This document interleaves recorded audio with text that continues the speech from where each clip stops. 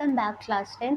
तो मैंने आपको जो वीडियो अभी दोपहर में अपलोड किया है उसमें मैंने आपको बताया था कि there are two types of reactions further जो हमारी रह गई थी, oxidation and reduction reactions.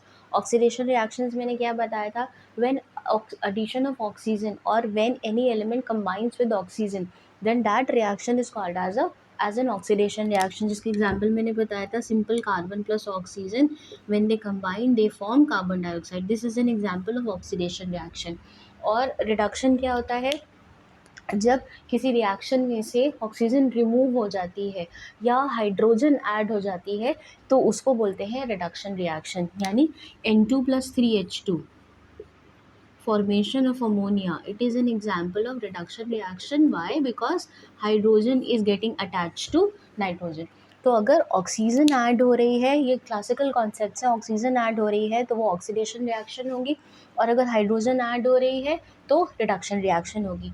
Now certain reactions are there in which oxidation and reduction both occur simultaneously. यानी कुछ रिएक्शंस ऐसी होती हैं जिनमें ऑक्सीडेशन और रिडक्शन एक साथ होता है। एक एलिमेंट जो है वो ऑक्सीडाइज हो रहा होगा और एक एलिमेंट जो है वो रिड्यूस हो रहा होगा। Fine, such reactions in which oxidation and reduction occurs at the same time, such reactions are called as redox reactions. अच्छा, अब इनके एग्जांपल्स क्या हैं, देखो मैंने कुछ एग्जांपल्स यहाँ पे लिखे हुए हैं। एक सिंपल से एग्जांपल मैं लेके चलती हूँ, CuO plus H2. Now when this reaction occurs, what happens is the products that are formed are this. ठीक है, और अभी मैंने क्या बताया, removal of oxygen is reduction and addition of oxygen is oxidation. तो अगर आप ध्यान से देखो तो यहाँ पे कॉपर के साथ क्या अटैच्ड है, ऑक्सीजन। ठीक है, लेकिन जब प्रोडक्ट बन रहा है तो कॉपर में से ऑक्सीजन निकल चुकी है, तो इस प्रोसेस में कॉपर का क्या हो रहा है, copper is getting what, is it oxidised और is it reduced, it is reduced, यहीं पे लिखा हुआ है। तो यहाँ पे कॉपर का क्या हो रहा है, it is getting reduced. Why reduced, क्योंकि कॉपर में से ऑक्सीजन निकल जा रही है। जब प्रोडक्ट फाइनल प्रोडक्ट बन रहा है तो सिर्फ कॉपर रह रहा है, उसके साथ ऑक्सीजन अटैच नहीं है। So removal of oxygen is what, reduction, and addition of oxygen is what, oxidation. तो क्योंकि यहाँ पे कॉपर में से ऑक्सीजन रिमूव हो रही है तो यहाँ पे कॉपर का क्या हो रहा है, reduction. So copper is getting reduce, copper का रिडक्शन हो रहा है and it is getting converted into copper, copper oxide का। फाइन, दूसरा साइमल्टेनियसली देखो साइड बाय साइड क्या हो रहा है, कॉपर तो रिड्यूस हो रहा है लेकिन यहाँ पे हाइड्रोजन भी है, another element is there in this reaction which is hydrogen। और अगर आप प्रोडक्ट में देखो तो फाइनल प्रोडक्ट में वाटर हाइड्रोजन के साथ क्या जुड़ जा रहा है, ऑक्सीजन। यहाँ पे हाइड्रोजन के साथ ऑक्सीजन नहीं है रिएक्टेंट साइड में, लेकिन जब हम प्रोडक्ट साइड में आ रहे हैं तो हाइड्रोजन के साथ ऑक्सीजन अटैच हो रहा है। इसका मतलब क्या है, addition of oxygen is taking place where, this at this place, यहाँ पे एडिशन ऑफ ऑक्सीजन हो रहा है। तो इसका मतलब है कि हाइड्रोजन इस प्रोसेस में क्या हो रहा है, ऑक्सीडाइज हो रहा है, ऑक्सीडेशन हो रहा है उसका। Fine, so you can see that reduction and oxidation are both occurring at the same place, they are occurring simultaneously।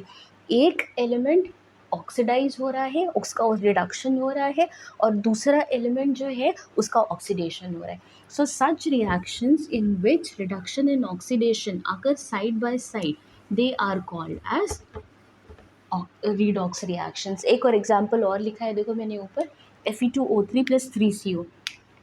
इसको मैं यहाँ पे लिख के आपको एक्सप्लेन करती हूँ।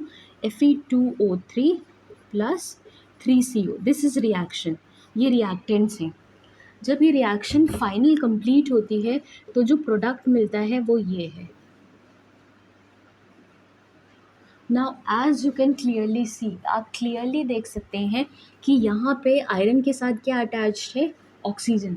लेकिन जब प्रोडक्ट मिल रहा है तो सिर्फ आयरन रह गया, ऑक्सीजन रिमूव हो गई है। तो क्या हुआ, ऑक्सीजन का रिमूवल कौन सी चीज़ होती है, कौन सा फिनोमिनन होता है, रिडक्शन। इसका मतलब है कि जब ये रिएक्शन हुई तो आयरन का क्या हो गया, रिडक्शन, जब प्रोसेस कंप्लीट हुआ। क्यों, क्योंकि उसमें से ऑक्सीजन निकल गई।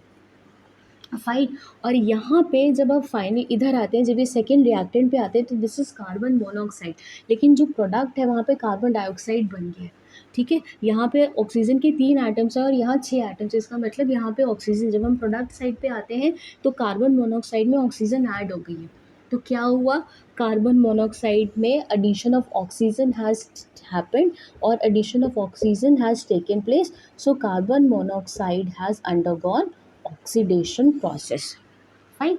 तो क्या हो रहा है कि एक जो एलिमेंट है, जो आयरन है, वो रिड्यूस हो रहा है और जो कार्बन मोनोऑक्साइड है वो ऑक्सीडाइज हो रहा है। Because these two processes are occurring simultaneously at the same time, such reactions are called as redox reactions. I hope I have made my point very clear to you कि अगर reduction और oxidation एक ही time पे हो रहे हैं reaction में, तो ऐसी रिएक्शंस को रिडॉक्स रिएक्शंस बोलते हैं। अब एक चीज़ सुबह और बताई थी कि अगर कोई एजेंट ऑक्सीडेशन कॉज कर रहा है, अगर कोई एजेंट ऑक्सीडेशन कॉज कर रहा है तो वो क्या होगा, ऑक्सीडाइजिंग एजेंट। ये चीज़ बताया था। और अगर कोई एजेंट रिडक्शन कॉज कर रहा है तो वो क्या होगा, रिड्यूसिंग एजेंट।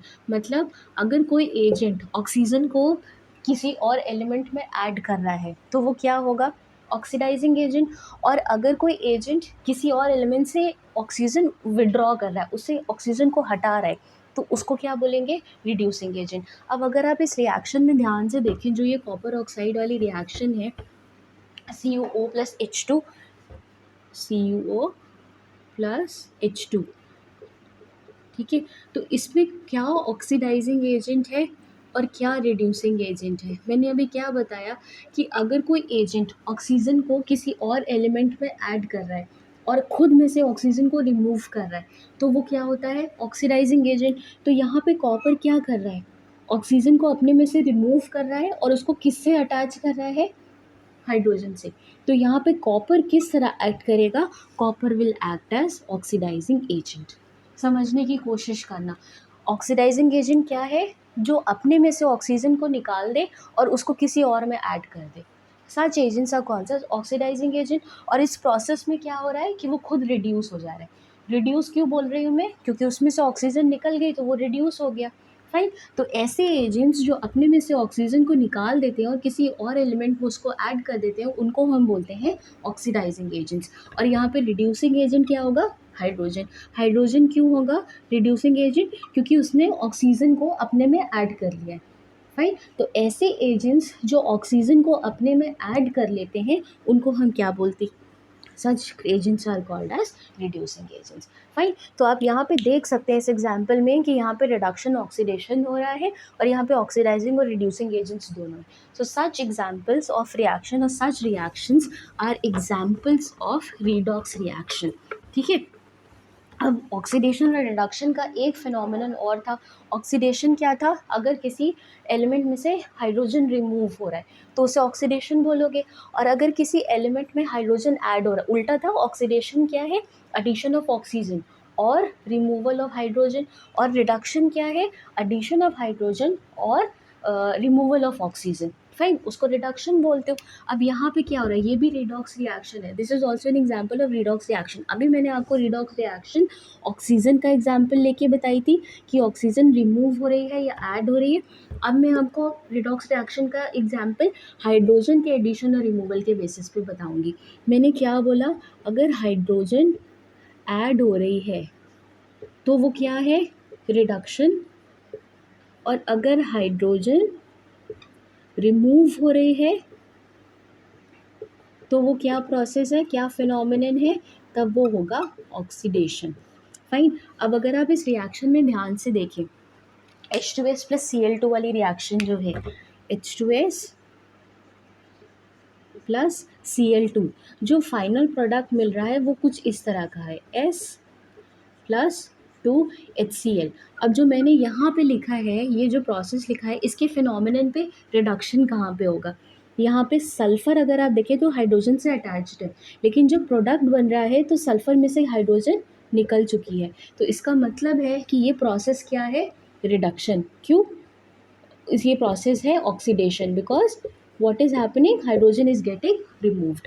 और यहाँ पे क्लोरीन पे देखो हाइड्रोजन अटैच नहीं है, लेकिन जब फाइनल प्रोडक्ट मिलता है तो क्लोरीन के साथ हाइड्रोजन अटैच हो रही है।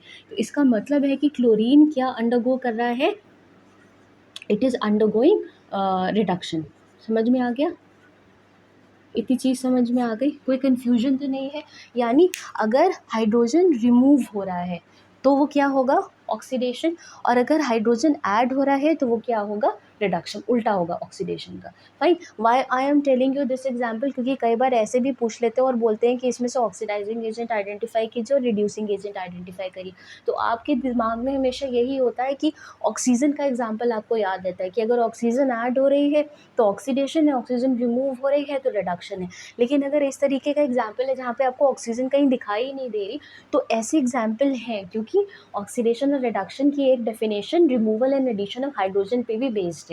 फाइन। तो ऑक्सीडेशन क्या है? अगर हाइड्रोजन हट गई है, और रिडक्शन क्या है? अगर हाइड्रोजन ऐड हो गई है। तो यहाँ पे आप क्लियरली देख सकते हैं कि सल्फाइड के साथ हाइड्रोजन अटैच थी, लेकिन जब फाइनल प्रोडक्ट मिला तो हाइड्रोजन रिमूव हो गई। तो सल्फाइड का क्या हो रहा है? ऑक्सीडेशन।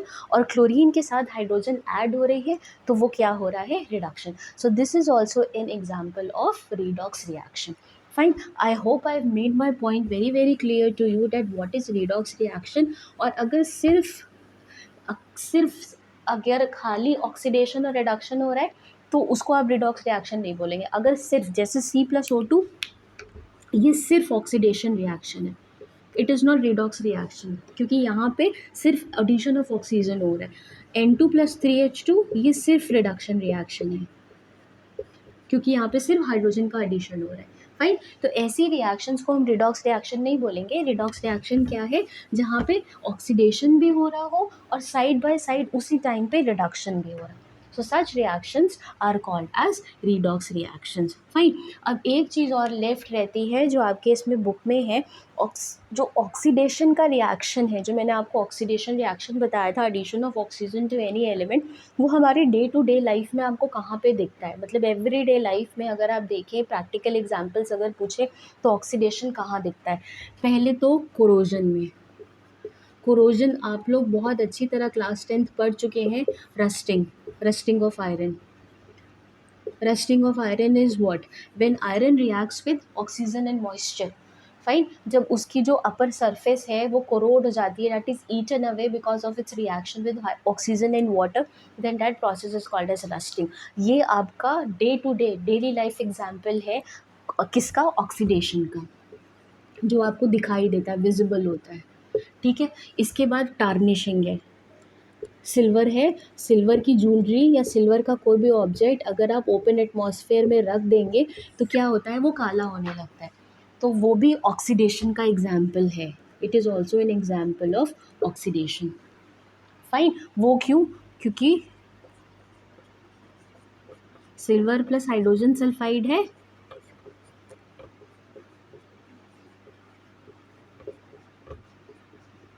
यहाँ पे क्या हो रहा है? देखो, हाइड्रोजन का रिमूवल हो रहा है, तो ये it is also an example of oxidation reaction. Fine. ये दो एग्जाम्पल्स तो आपको दिखाई देते हैं। इसके अलावा जो एक और एग्जाम्पल है ऑक्सीडेशन का, जो बहुत कॉमनली हमको दिखता है लेकिन हमें मालूम नहीं होता कि ऐसा क्यों हुआ है, उसको हम बोलते हैं रैंसिडिटी। रैंसिडिटी क्या होता है? इफ़ यू लीव फूड, ये खास तौर पे आपको ऑब्जर्व होगा गर्मी के सीज़न में। अगर आप खाना रात भर या दिन में या दोपहर में रेफ्रिजरेट नहीं करें और उसको as it is open environment में रख दें, कवर्ड रहेगा, लेकिन अगर आप उसको गर्मी में बाहर छोड़ देते हैं तो आप देखेंगे कि कुछ टाइम बाद उसमें स्मेल आने लगती है, वो सड़ जाता है। बेसिकली अगर मैं कॉमन लैंग्वेज में बात करूँ तो वो सड़ जाता है और उसमें से स्मेल आने लगती है, बैड ऑर्डर आने लगता है। उस प्रोसेस को बोलते हैं रैंसिडिटी।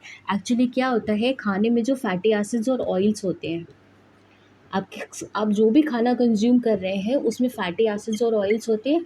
खाना तो तेल में ही बनता है, तो फैटी एसिड्स और ऑयल्स जो होते हैं वो एटमॉस्फेरिक ऑक्सीजन के साथ रिएक्ट कर जाते हैं और केमिकल चेंज हो जाता है। खाने का जो केमिकल कॉम्पोजिशन होता है उसमें चेंज हो जाता है।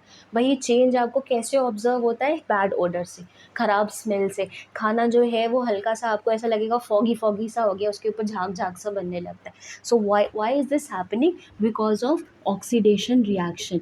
जो फैटी एसिड्स और ऑयल्स हैं खाने में, वो एटमॉस्फेरिक ऑक्सीजन के साथ जो है वो रिएक्ट कर जाते हैं और एक केमिकल चेंज होता है, एक केमिकल कॉम्पोजिशन जो होता है खाने का वो चेंज हो जाता है, because of which you get a bad odour. This bad odour coming out and the food turn sour, खाना खट्टा हो जाता है। फाइन, तो ये जो फिनोमिनन है खाने के खट्टे होने की और इसमें से ख़राब स्मेल आने की, उसको हम बोलते हैं rancidity, and it is a very common example of oxidation.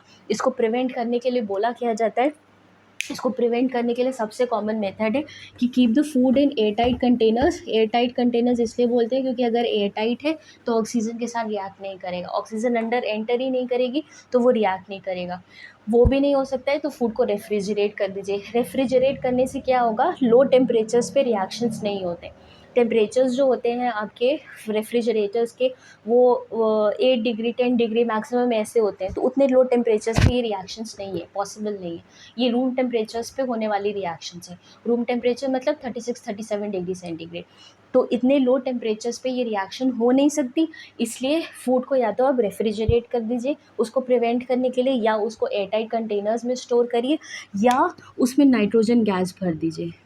जो कि आपकी नॉर्मली चिप्स के पैकेट में, चिप्स हो गए, नमकीन हो गए, जो आप खाते हैं, जो पैकेट फूड्स होते हैं, पैक्ड फूड्स, उनमें नाइट्रोजन गैस भरी होती है, उसमें ऑक्सीजन नहीं होती। वो फूले फूले जो आपको पैकेट्स दिखते हैं चिप्स के, वो आप ये मत सोचिएगा उसमें ऑक्सीजन गैस, अगर ऑक्सीजन होगी तो खाना सड़ जाएगा। उसकी जगह उसमें क्या भरते हैं, नाइट्रोजन।